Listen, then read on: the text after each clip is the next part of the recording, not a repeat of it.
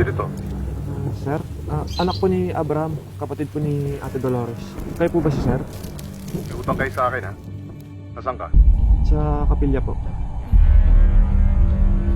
May kliyente tayo. Ay naman, kinaligo ko lang po oh. Malaking magbayad yun. Tay, gusto ko na po magtrabaho para makatulong po sa inyo ni Ate.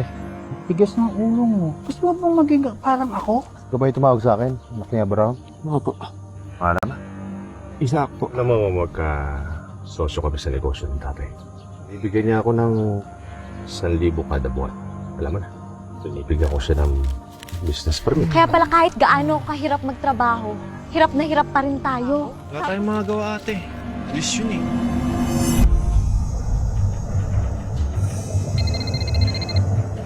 Kinukumpirma ko lang po yung appointment niyo kay Isaac.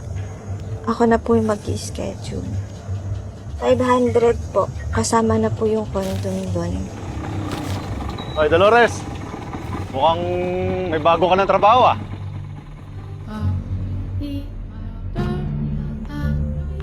Ate, kita niyo po ba si Isaac?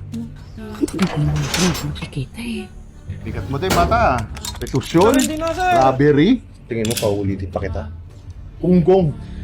Ako ang batas dito. Ay, di ba sabi mo, gusto mo ng bata? Lamis? Gusto ko, mas bata kay Dolores. Ano yung mga pangalan dito?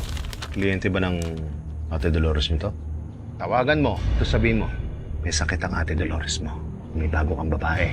Mas maganda, mas tariwa, at sa lahat, mas bata.